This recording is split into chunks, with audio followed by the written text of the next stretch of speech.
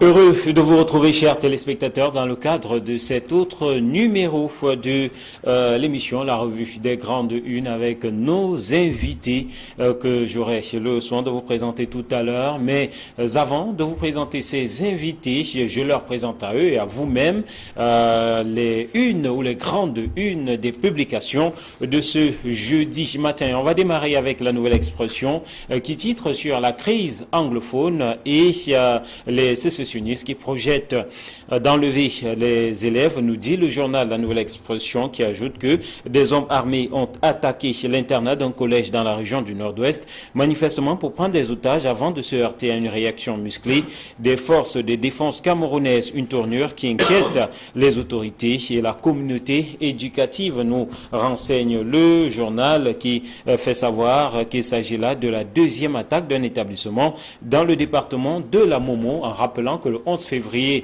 dernier, déjà dans le cadre d'une attaque, plusieurs élèves d'un établissement avaient été blessés. Le journal qui, restant sur la lancée de la crise anglophone, parle de la région du Sud-Ouest et des sécessionnistes qui sont dans le harcèlement. Plusieurs infamies ont été enregistrées ces jours dans la localité ou dans les localités de Ngouti, de Nkogné, de Mandio, de Fontem et de Kumba, avec à la clé plusieurs sécessionnistes qui ont perdu la vie et aussi une vie de perdu parmi les rangs des forces de défense, plusieurs déplacés, et donc le journal qui rappelle que c'est loin d'être l'accalmie dans ces différentes localités où les sécessionnistes continuent à faire parler d'eux. La crise anglophone et le tribunal militaire, dans les colonnes du journal La Nouvelle Expression, Mancho Bibixi qui revient ce jeudi devant la barre. Ce citoyen et tous les autres seront à nouveau devant le tribunal militaire du côté de Yaoundé.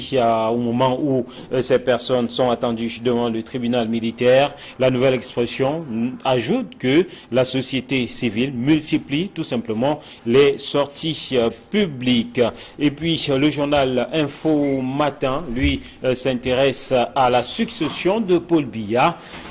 Jeune Afrique et le cabinet noir de Yaoundé, nous dit le journal qui rappelle que depuis la capitale camerounaise, une officine occulte à travers des dauphins suscite des écrits destinés à faire imploser le régime de Paul Biya. Le journal qui s'appuie sur deux publications du journal Jeune Afrique, des publications qui présentaient certaines personnalités comme des potentiels dauphins du président de la République, Paul Biya, avec entre autres lui Paul Moutazi, René Emmanuel Sadi, et tout récemment dans l'une de ses dernières publications, c'est Laurent Esso qui était présenté, en tout cas avec à la une cette interrogation, et si c'était lui qui était présenté comme l'un des dauphins du chef de l'État. Et le journal donc de dire que tout cela est concocté par une officine occulte qui suscite simplement des écrits destinés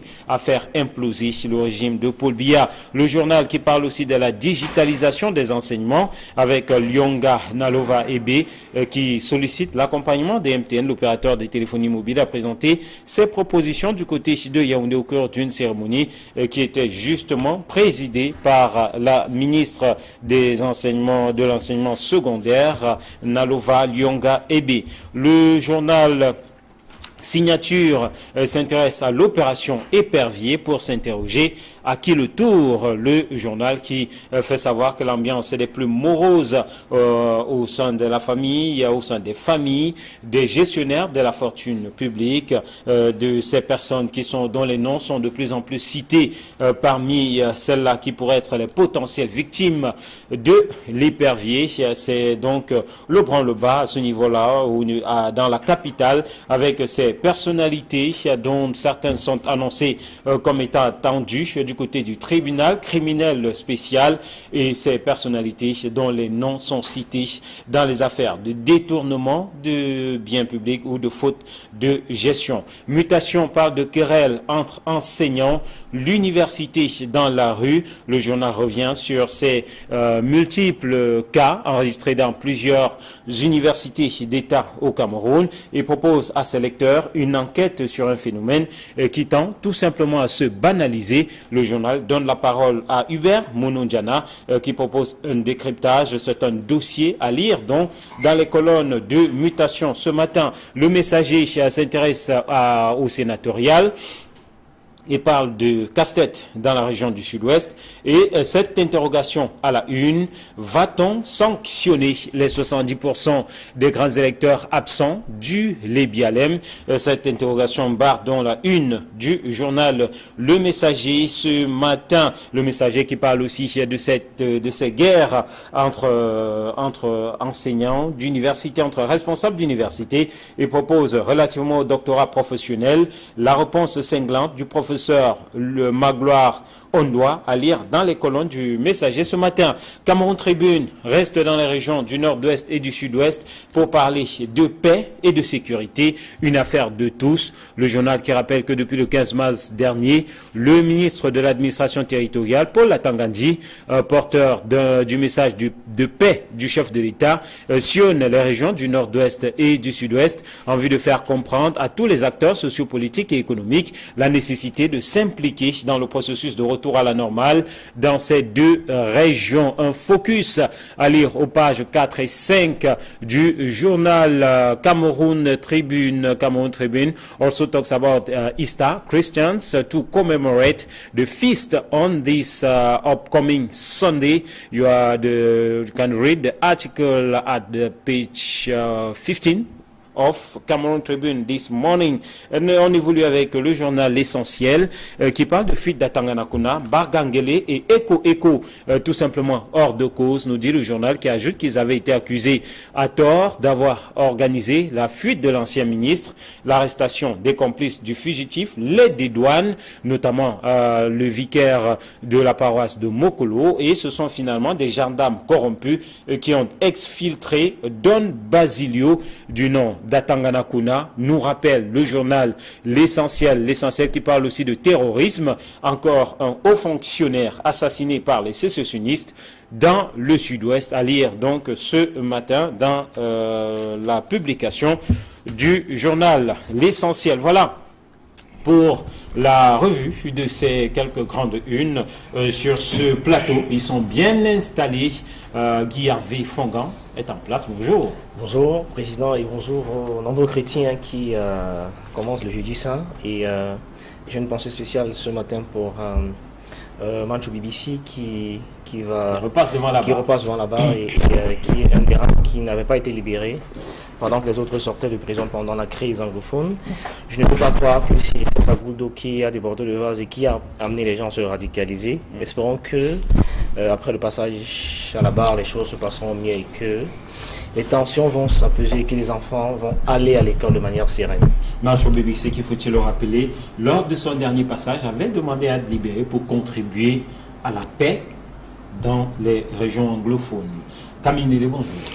Eric Martial Diomo, bonjour. Bonjour Guy Hervé Fongan, bonjour téléspectateurs d'Equinox Télévision. Moi, par contre, j'ai une pensée, j'ai un bonjour tout spécial que je dois adresser à Madame Sepou Violette Docolin, épouse d'Ika, qui m'a dit qu'elle suit religieusement la revue des grandes unes depuis 2012. Et je pense qu'une telle fidélité mérite bien un grand bonjour. Allez, un bonjour à elle donc. On va démarrer avec la crise anglophone. 3 journaux se sont intéressés à cette actualité ce matin. Cameroun Tribune qui parle de la paix, une affaire de tous, avec donc cette descente sur le terrain du ministre de l'administration territoriale. La nouvelle expression qui s'est intéressée à ces sécessionnistes qui projettent d'enlever les élèves et aussi à ces sécessionnistes qui sont dans le harcèlement dans plusieurs localités de la région du sud-ouest, et le Messager qui, lui, s'est intéressé aux élections sénatoriales, mais surtout à ces grands électeurs absents, le taux d'abstention le plus élevé qui a été relevé justement dans la région du sud-ouest, la crise anglophone qui revient une fois encore. On va commencer par justement, vous en parliez la semaine dernière, cette tournée du ministre de l'administration territoriale. Cameroun Tribune fait un focus sur cette descente de Paul Atangandji, la paix, une affaire de tous. Que peut-il véritablement à travers cette tournée? Depuis que le Cameroun connaît des crises, c'est bien la première fois qu'un ministre de l'administration territoriale descend sur le terrain et descend de façon façon forte et de façon opiniâtre. On l'a vu, on a vu Paul Atanga-Nji 2 jours seulement après le dernier conseil des ministres descendre dans le nord-ouest. Il a fait le tour des provinces, il a même été jusqu'à Batibo, foyer épicentre des exactions du côté du nord-ouest. Après le nord-ouest, on l'a vu dans l'ouest, l'ouest qui commence déjà à avoir des menaces. Et depuis quelques jours, il est du côté du sud-ouest. Il a fait le tour à partir de Dimbe, Bouyaï, jusqu'à Koumba. Il a été partout pour parler non seulement aux responsables de l'administration, mais surtout aux autorités traditionnelles. Et moi, je pense que c'est ça la meilleure façon de faire comprendre aux uns et aux autres que cette insécurité, c'est une affaire de tous. La recherche de la paix, c'est une affaire de tous. C'est pas seulement l'affaire des militaires.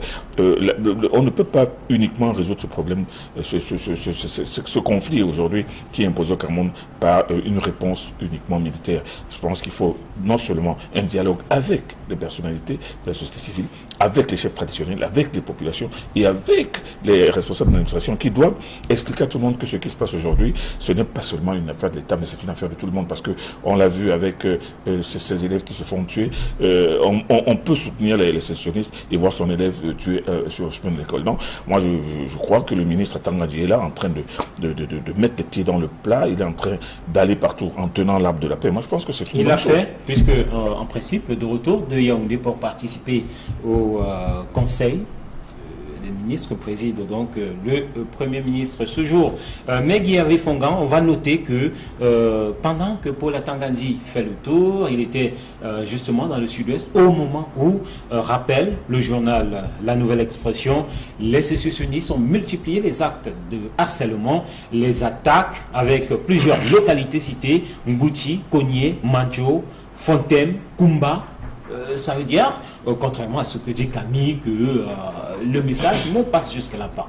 C'est pour ça que je suis amusé. Je suis amusé au contraire. On a l'impression que les choses vont de mal en pire. Je suis amusé quand le doyen fait remarquer que c'est la première fois qu'un ministre de l'administration territoriale descend sur le terrain.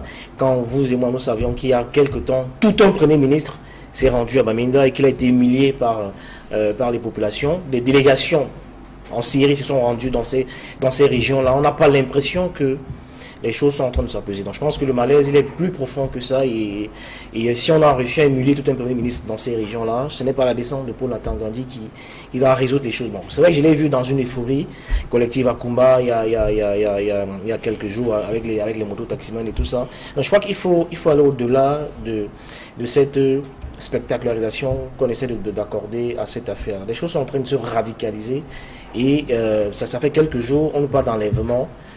D'une tentative d'enlèvement des élèves dans l'Armagno, à Bitem, en Ngouti et en Kogné. Et Paul Atanga-Nji est déjà en exercice, donc il est en fonction.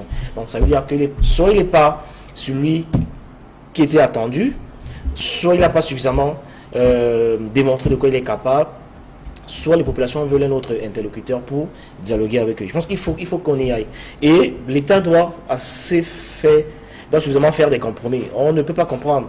Aujourd'hui, Mansour Bibichi repasse devant la barre. Pourquoi certains ont été libérés et pas d'autres? Il y a des positions comme celle-là qui ont contribué à embraser la situation. Donc Paul Atanga-Nji sera descendu dans ces régions 50 fois, 100 fois.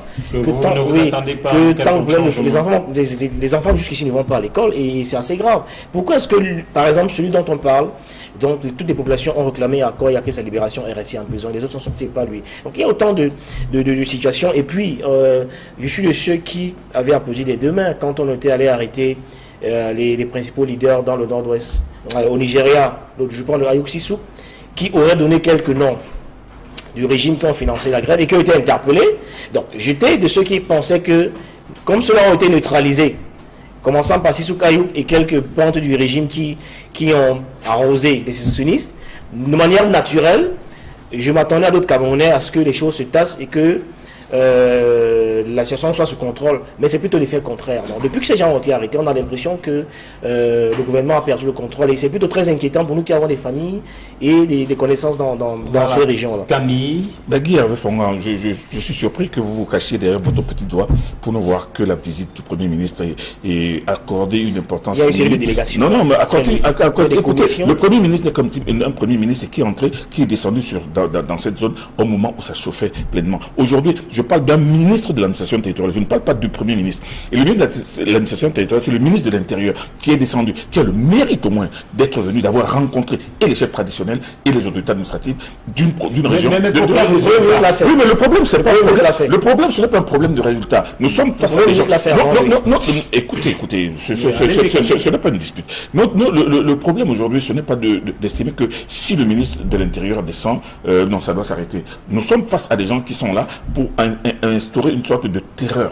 Une terreur permanente. Et ce n'est pas même si c'est Paul Biya qui descend, ils vont faire la même chose. Moi, je pense qu'il y a une évolution entre le ministre de l'administration territoriale qui descend, qui parle à tous les préfets, aux gouverneurs, aux populations, aux chefs traditionnels, pour leur dire, non pas que faire de la paix, mais pour leur faire comprendre qu'il faut parler aux populations. Parce que ce que vous ne savez pas, Guy Fonga, vous qui regardez certainement souvent en basonné à TV, c'est que ces gens-là sont en train de mettre les populations dans une sorte les plonger dans une sorte de psychose, pour leur faire croire que eux, ils vont faire et rien ne peut. Les populations sont entre deux feux. Les populations sont entre deux feux. Et même, je peux même vous dire qu'il y a une sorte de complicité passive et même active des populations. C'est pour ça que le travail qui doit être fait, c'est vraiment protéger, ils ont peur. Mais il faut qu'ils soient protégés par qui? Par l'État. Mais alors, si l'État ne le fait pas, si les forces de défense n'étaient pas dans cet internat, vous savez ce qui aurait pu se passer? Mais moi, je pense qu'il ne faut pas regarder les choses à minima. Il ne faut pas non plus se cacher derrière son petit doigt pour avoir un raisonnement qui va dans le sens, justement, de la psychose que veulent entretenir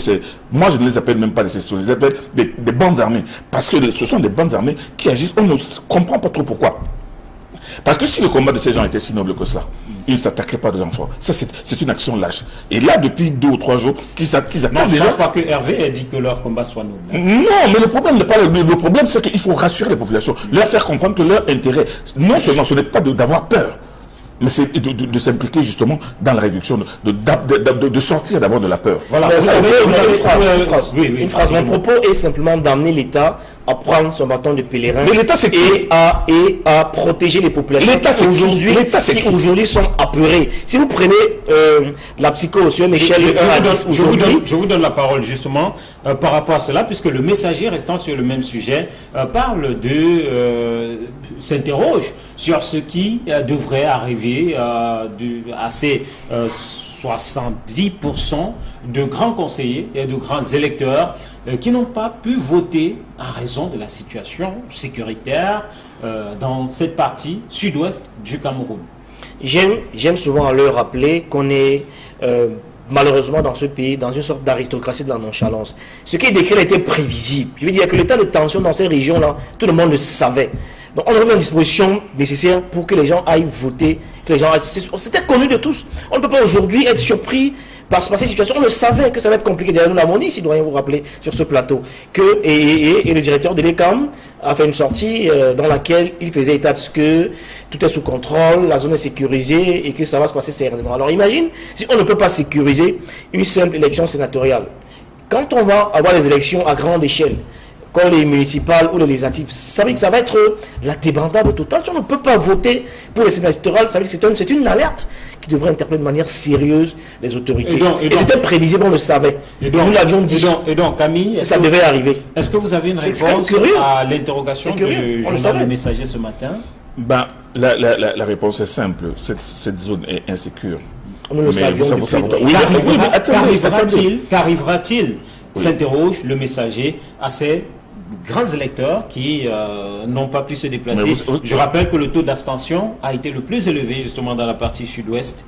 On parle de 70% par exemple dans le Lébialem, selon Le Messager. Mais dans le Lébialem seul et dans les autres départements, vous avez vu que dans les autres déplacements, les conseillers municipaux ont même été transportés à bord d'hélicoptères pour pouvoir aller voter. Donc moi je dis que des mesures sont prises, des mesures ont été prises. Si on n'avait pas eu si on n'avait pas eu les hélicoptères, si on n'avait pas mis les hélicoptères à contribution, imaginez ce que ça aurait été comme le résultat qui donc moi je dis donc il ne faut pas donner mettre du carburant justement dans l'idéologie de ces bandes armées qui veulent absolument démontrer qu'ils sont les plus forts sur le terrain. Ils ne peuvent pas être plus forts que l'État. L'État, alors si on est d'accord là-dessus, on doit donc essayer d'encourager les forces de défense et surtout leur faire comprendre que la mission qu'ils ont est très très difficile. Elle est d'autant plus difficile qu'on ne sait pas qui est qui. Vous êtes en train de marcher, vous voyez des villageois qui sont là, à un moment donné vous les voyez, ils déterrent des fusils, ils vous tirent dessus. Le problème, ce n'est pas un problème de régler cette histoire en un tour de cuillère à peau. Non, c'est difficile, ça va être long, mais moi je pense qu'il faut faire comprendre aux populations qu'elles ont intérêt plus que tout le monde à militer dans le sens de la recherche de la sécurité. Voilà. On évolue avec ce grand sujet rassemblé dans 2 journaux. Tout d'abord Info Matin et ensuite Signature qui évoque des sujets qui tournent autour de la succession de Paul Biya. Info Matin qui revient sur la publication de Jeune Afrique qui a présenté Laurent Esso comme le dauphin avec cette interrogation qui barrait la une. Et si c'était lui avec ce portrait de Laurent Esso et Signature qui s'intéresse à l'opération Hypervia qui est le tour. Alors, tout d'abord, cette une d'Info Matin sur cette succession. Cette une de Jeune Afrique semble gêner le sérail, ou gêner ces personnes qui sont présentées. On rappelle que en dehors de Laurent Esso, Louis-Paul Motazé et René-Emmanuel Sadi avaient déjà été présentés, tel que nous le rappelle Info Matin, comme des potentiels dauphins. La question du dauphinage gêne finalement, d'une certaine façon ou d'une autre. Je ne vais pas dire pour qui rôle Jeune Afrique, mais c'est du réchauffé. C'est vrai que ce n'est pas la première fois que Jeune Afrique nous sort cette histoire du chapeau, pour des raisons qui sont propres au ton éditorial de ce journal-là. On n'a pas revenu ici sur la plainte des journalistes de Jeune Afrique qui indiquaient que chaque fois qu'ils ont écrit sur la Côte d'Ivoire contre Ouattara, les titres ont été changés, etc. Donc ils sont coutumiers du fait. Vous vous rappelez, comme vous avez suivi comme moi, comment les journalistes de Jeune Afrique sont montés au créneau pour dire que chaque sortie sur la Côte d'Ivoire qui ne crie pas en faveur de Ouattara est censuré par le comité éditorial. Ça veut dire que Jeune Afrique est coutumier de cet exercice-là. Non. Quand ils essaient de nous brandir ce type de personnalités au Cameroun, ils l'ont fait avec Marafa, ils l'ont fait avec les autres. Ça peut gêner éventuellement ceux qui ont passé des commandes. C'est un vrai que ils veulent nous entraîner dans la guerre de longs couteaux, comme ils essaient de faire depuis un moment. Parce que si vous prenez tout le récit médiatique que Jeune Afrique fait sur le Cameroun depuis ces 5 dernières années, le Cameroun qui gouverne, le périple jeune, etc., vous allez voir qu'il y a des éléments de langage qui contribuent à donner du grain à moudre et des raisons pour que les gens je ne vais pas dire s'entretuent, mais que les gens se regardent en chien de faïence. Et donc, ce type de une, en réalité, ne peuvent que inquiéter les gens qui ont passé les commandes pour que ce soit fait ici. Mais en réalité, la succession se passera pas comme ils l'imaginent, pas comme ils pensent. Parce que je suis de ceux qui pensent que les gens qui prendront le relais après Paul Biya sont des gens qui ne sont même pas au devant de la scène. Alors, Info Matin croit savoir que ce sont des officines occultes qui sont derrière de telles publications. J'aime bien l'optimisme exubérant de Guy Fongan qui dit que non, il est sûr qu'après le retour, après Paul Biya, les choses vont se passer de telle manière que même ceux qui sont en train de couper les cheveux en quatre ne comprendront pas. Non, moi je pense que ce que fait Jeune Afrique va dans le sens de la question fondamentale qui est au Cameroun depuis 35 ans. Parce que la même question se pose. Après Biya, qui Paul Biya ne laisse aucune visibilité sur une personne qui pourrait lui succéder. Le Conseil constitutionnel vient de notre mission. Non. Nous ne parlons pas du Conseil constitutionnel. Le Conseil est une institution qui est prévue depuis 21 ans. Mais qui a enfin été... après 22 ans, vous êtes optimiste. Mais jamais trop tard. Vous êtes vraiment un grand optimiste. Ce que je suis en train de dire, c'est que M. Amadou Ahidjo, 15 ans après 15 ans de fonction de présidence, il avait d'abord dit qu'il ne s'éterniserait pas au pouvoir. Il avait nommé un premier ministre successeur constitutionnel. On savait qu'en cas de vacances, c'est M. Paul Biya qui allait prendre le pouvoir. Tout le monde le savait dans le gouvernement. Tout le monde, même à l'international. Tout le monde le savait. C'était clair. Avec le président de la République Biya, non, c'est une opacité. Mais non, que Guy Fongan est en train de vouloir noyer dans le concept de conseil constitutionnel qui va arranger les choses. On le souhaite bien. On souhaite effectivement que ce conseil constitutionnel arrange bien les choses après le départ de Paul Biya. Mais le Paul Biya va partir comment? Est-ce qu'il va un jour décider de ne plus se présenter? Est-ce qu'il va mourir au pouvoir? Est-ce qu'il va...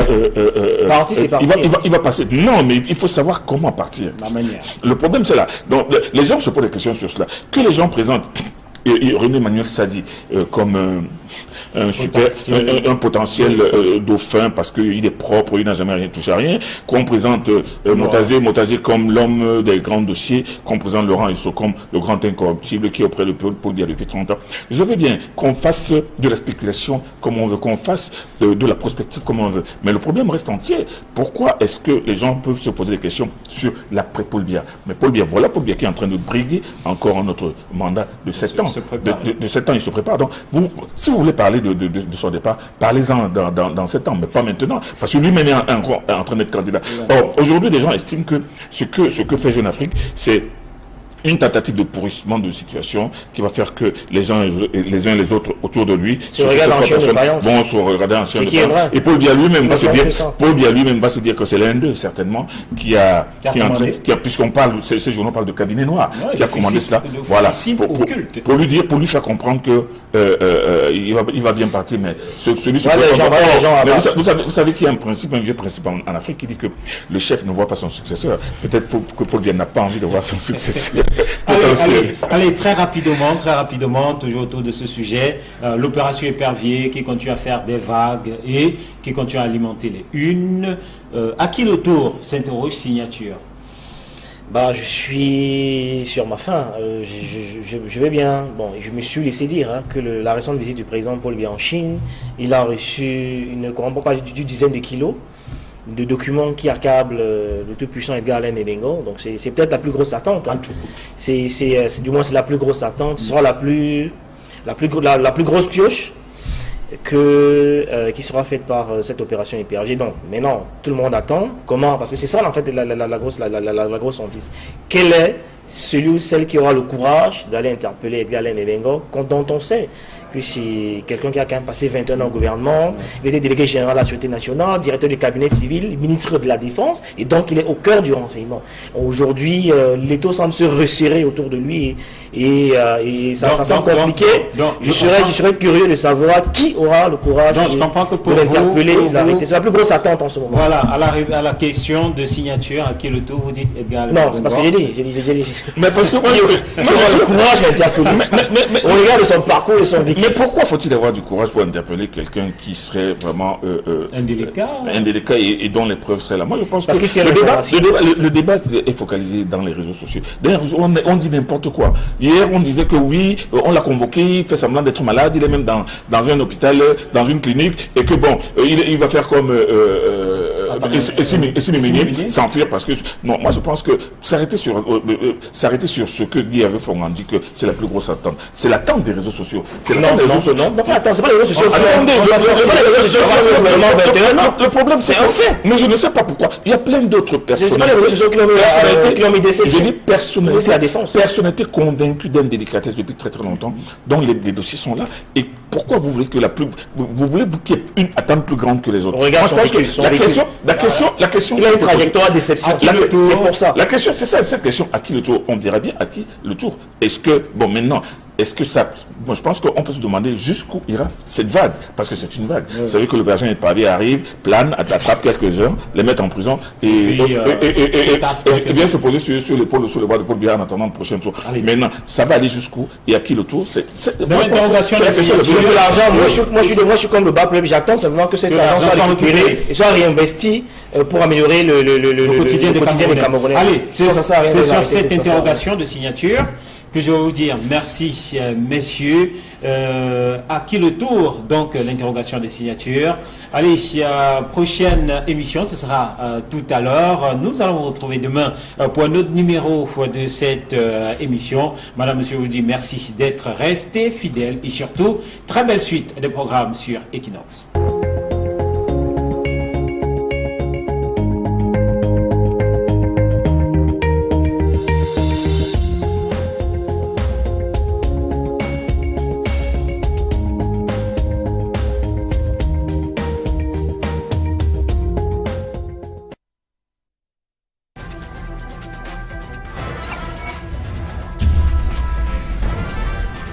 et avec les responsables de l'administration qui doivent expliquer à tout le monde que ce qui se passe aujourd'hui, ce n'est pas seulement une affaire de l'État, mais c'est une affaire de tout le monde, parce qu'on l'a vu avec ces élèves qui se font tuer. On peut soutenir les sécessionnistes et voir son élève tué sur le chemin de l'école. Non, moi je crois que le ministre Tangadji est là en train de mettre les pieds dans le plat, il est en train d'aller partout en tenant l'arbre de la paix. Moi je pense que c'est une bonne chose. Il l'a fait, puisque en principe, de retour de Yaoundé pour participer au conseil des ministres préside donc le Premier ministre ce jour.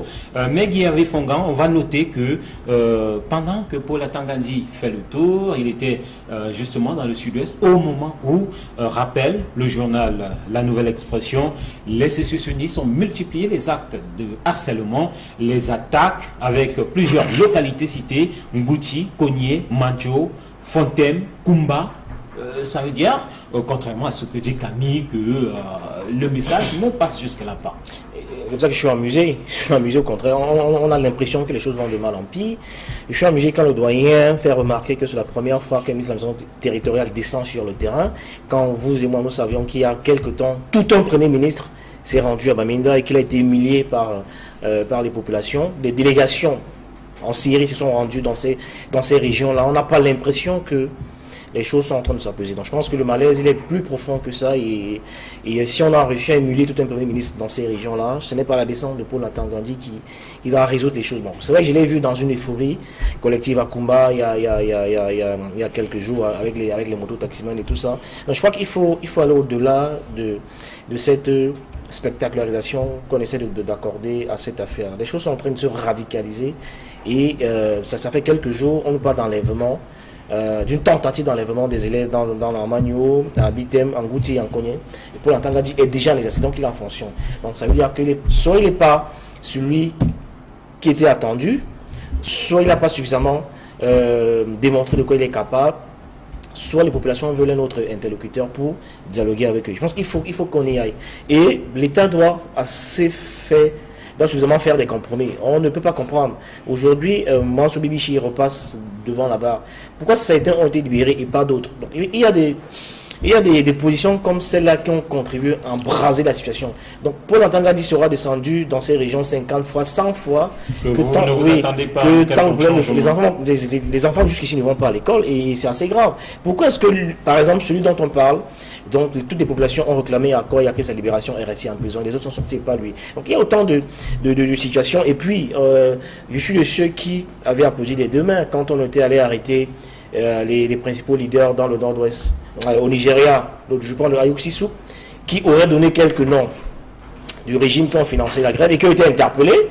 Donc j'étais de ceux qui pensaient que, comme ceux-là ont été neutralisés, commençant par Sissou Ayuk et quelques pontes du régime qui ont arrosé les sécessionnistes, de manière naturelle, je m'attendais à d'autres Camerounais à ce que les choses se tassent et que la situation soit sous contrôle, mais c'est plutôt l'effet contraire. Donc, depuis que ces gens ont été arrêtés, on a l'impression que le gouvernement a perdu le contrôle et c'est plutôt très inquiétant pour nous qui avons des familles et des connaissances dans ces régions-là. Camille Guy Fongan, je suis surpris que vous vous cachiez derrière votre petit doigt pour ne voir que la visite du Premier ministre et accorder une importance. Il y a une série de délégations. Non, mais écoutez, le Premier ministre est comme un Premier ministre qui est entré.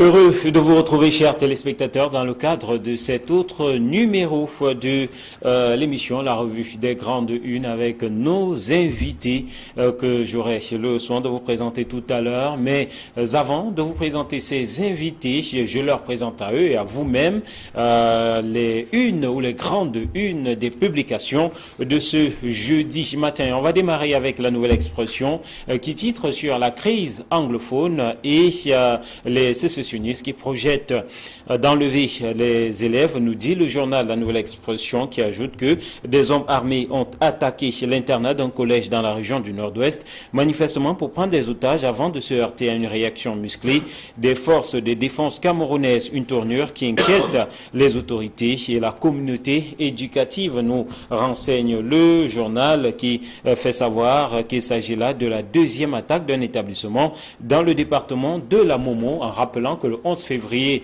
dernier, déjà dans le cadre d'une attaque, plusieurs élèves d'un établissement avaient été blessés. Le journal qui, restant sur la lancée de la crise anglophone, parle de la région du Sud-Ouest et des sécessionnistes qui sont dans le harcèlement. Plusieurs infamies ont été enregistrées ces jours dans la localité ou dans les localités de Ngouti, de Nkogné, de Mandio, de Fontem et de Kumba, avec à la clé plusieurs sécessionnistes qui ont perdu la vie et aussi une vie de perdu parmi les rangs des forces de défense, plusieurs déplacés, et donc le journal qui rappelle que c'est loin d'être l'accalmie dans ces différentes localités où les sécessionnistes continuent à faire parler d'eux. La crise anglophone et le tribunal militaire, dans les colonnes du journal La Nouvelle Expression, Mancho Bibixi qui revient ce jeudi devant la barre. Ce citoyen et tous les autres seront à nouveau devant le tribunal militaire du côté de Yaoundé. Au moment où ces personnes sont attendues devant le tribunal militaire, La Nouvelle Expression ajoute que la société civile multiplie tout simplement les sorties publiques. Et puis le journal Info Matin, lui, s'intéresse à la succession de Paul Biya. Jeune Afrique et le cabinet noir de Yaoundé, nous dit le journal, qui rappelle que depuis la capitale camerounaise, une officine occulte à travers des dauphins suscite des écrits destinés à faire imploser le régime de Paul Biya. Le journal qui s'appuie sur deux publications du journal Jeune Afrique, des publications qui présentaient certaines personnalités comme des potentiels dauphins du président de la République, Paul Biya, avec entre autres lui Paul Moutazi, René Emmanuel Sadi, et tout récemment dans l'une de ses dernières publications, c'est Laurent Esso qui était présenté, en tout cas avec à la une cette interrogation, et si c'était lui qui était présenté comme l'un des dauphins du chef de l'État. Et le journal donc de dire que tout cela est concocté par une officine occulte qui suscite simplement des écrits destinés à faire imploser le régime de Paul Biya. Le journal qui parle aussi de la digitalisation des enseignements avec Lyonga Nalova Ebe qui sollicite l'accompagnement des MTN, l'opérateur des téléphonie mobiles, a présenté ses propositions du côté de Yaoundé au cœur d'une cérémonie qui était justement présidée par la ministre des enseignements, de l'enseignement secondaire, Nalova Lyonga Ebe. Le journal Signature s'intéresse à l'opération Épervier pour s'interroger à qui le tour. Le journal qui fait savoir que l'ambiance est des plus moroses au sein de la famille, au sein des familles, des gestionnaires de la fortune publique, de ces personnes dont les noms sont de plus en plus cités parmi celles-là qui pourraient être les potentielles victimes de l'épervier. C'est donc le branle-bas à ce niveau-là, dans la capitale, avec ces personnalités dont certaines sont annoncées comme étant attendues du côté du tribunal criminel spécial, et ces personnalités dont les noms sont cités dans les affaires de détournement de biens publics ou de faute de gestion. Mutation parle de querelle entre enseignants, l'université dans la rue. Le journal revient sur ces multiples cas enregistrés dans plusieurs universités d'État au Cameroun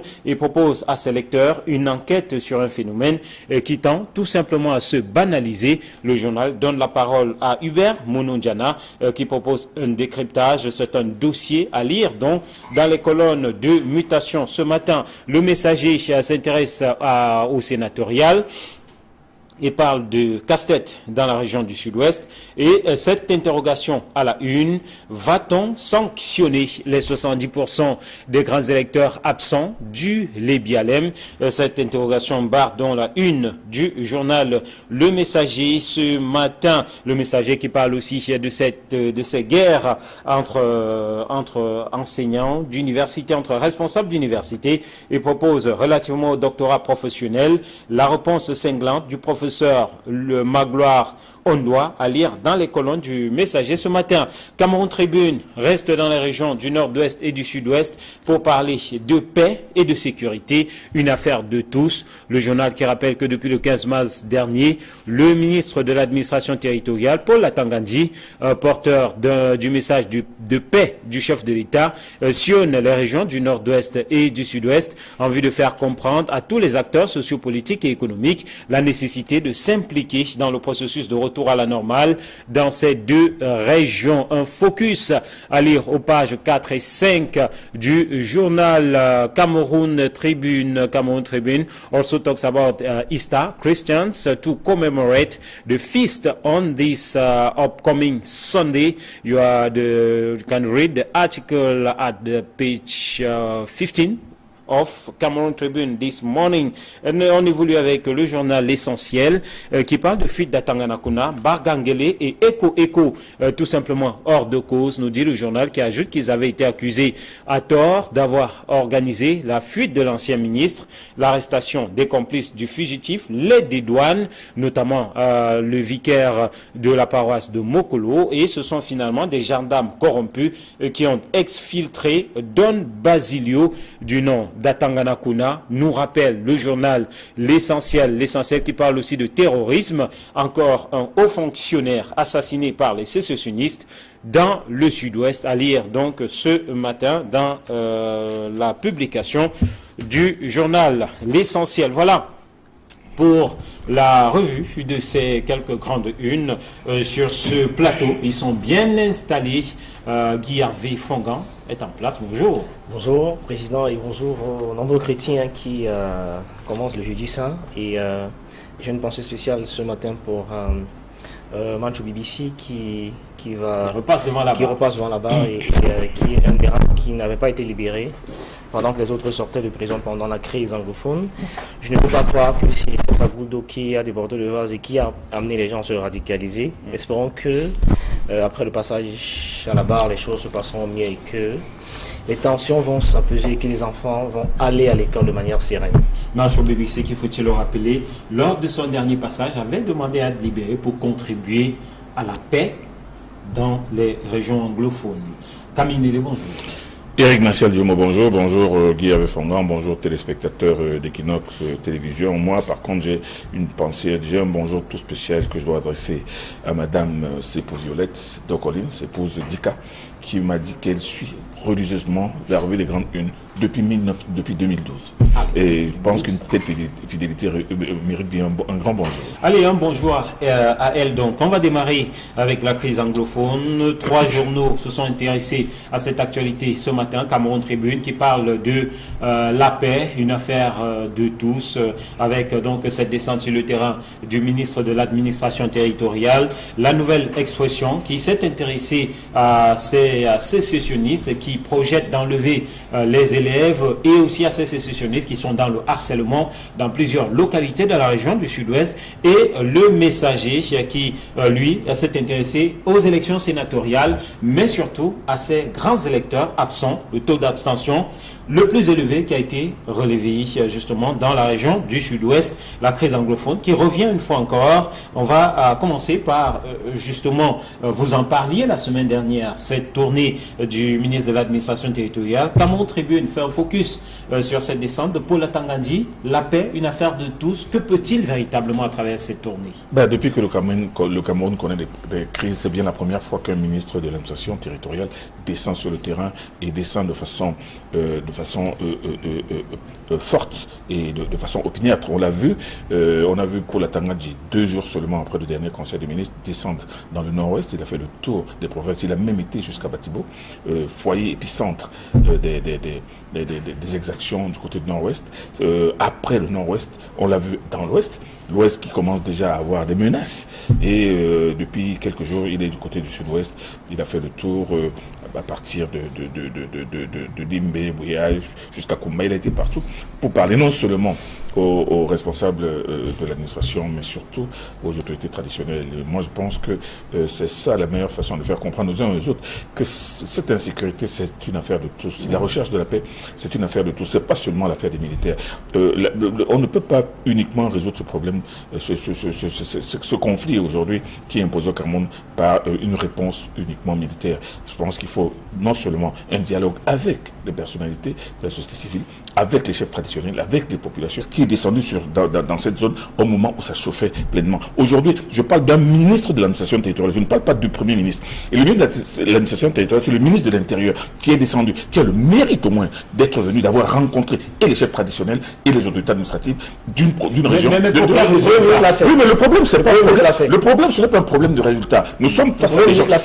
Non, écoutez, ce n'est pas une dispute. Le problème aujourd'hui, ce n'est pas d'estimer que si le ministre de l'Intérieur descend, non, ça doit s'arrêter. Nous sommes face à des gens qui sont là pour instaurer une sorte de terreur, une terreur permanente. Et ce n'est pas même si c'est Paul Biya qui descend, ils vont faire la même chose. Moi, je pense qu'il y a une évolution entre le ministre de l'administration territoriale qui descend, qui parle à tous les préfets, aux gouverneurs, aux populations, aux chefs traditionnels, pour leur dire, non pas que faire de la paix, mais pour leur faire comprendre qu'il faut parler aux populations. Parce que ce que vous ne savez pas, Guy Fonga, vous qui regardez certainement souvent en Basonnière TV, c'est que ces gens-là sont en train de mettre les populations dans une sorte dans une sorte de psychose pour leur faire croire que eux ils vont faire et rien ne peut. Les populations sont entre deux feux. Les populations sont entre deux feux. Et même, je peux même vous dire qu'il y a une sorte de complicité passive et même active des populations. C'est pour ça que le travail qui doit être... Parce qu'ils ne sont pas protégés, ils ont peur. Mais vous voulez qu'ils soient protégés par qui? Par l'État. Mais alors si l'État ne le fait pas, si les forces de défense n'étaient pas dans cet internat, vous savez ce qui aurait pu se passer? Mais moi je pense qu'il ne faut pas regarder les choses à minima. Il ne faut pas non plus se cacher derrière son petit doigt pour avoir un raisonnement qui va dans le sens justement de la psychose que veulent entretenir ces... Moi je ne les appelle même pas des sections, je les appelle des bandes armées. Parce que ce sont des bandes armées qui agissent, on ne comprend pas trop pourquoi. Parce que si le combat de ces gens était si noble que cela, ils ne s'attaqueraient pas aux enfants. Ça, c'est une action lâche. Et là, depuis 2 ou 3 jours, qu'ils attaquent déjà... Non, je ne pense pas que Hervé ait dit que leur combat soit noble. Non, mais le problème n'est pas... Le problème, c'est qu'il faut rassurer les populations, leur faire comprendre que leur intérêt, non seulement ce n'est pas d'avoir peur, mais c'est de s'impliquer justement dans la réduction, de sortir d'abord de la peur. Voilà, une phrase. Mon propos est simplement d'amener l'État à prendre son bâton de pèlerin et à protéger les populations qui aujourd'hui sont apeurées. Si vous prenez la psycho sur une échelle de 1 à 10 aujourd'hui... Je vous donne la parole justement par rapport à cela, puisque le messager restant sur le même sujet s'interroge sur ce qui devrait arriver à ces 70% de grands conseillers et de grands électeurs qui n'ont pas pu voter en raison de la situation sécuritaire dans cette partie sud-ouest du Cameroun. J'aime souvent leur rappeler qu'on est malheureusement dans ce pays dans une sorte d'aristocratie de la nonchalance. Ce qui est décrit était prévisible. Je veux dire que l'état de tension dans ces régions-là, tout le monde le savait. Donc on avait une disposition nécessaire pour que les gens aillent voter, que les gens aillent... C'était connu de tous. On ne peut pas aujourd'hui être surpris par ces situations. On le savait que ça va être compliqué. D'ailleurs, nous l'avons dit, si doyen vous rappeler, sur ce plateau, que et le directeur de l'ECAM a fait une sortie dans laquelle il faisait état de ce que tout est sous contrôle, la zone est sécurisée et que ça va se passer sereinement. Alors imagine si on ne peut pas sécuriser une simple élection sénatoriale.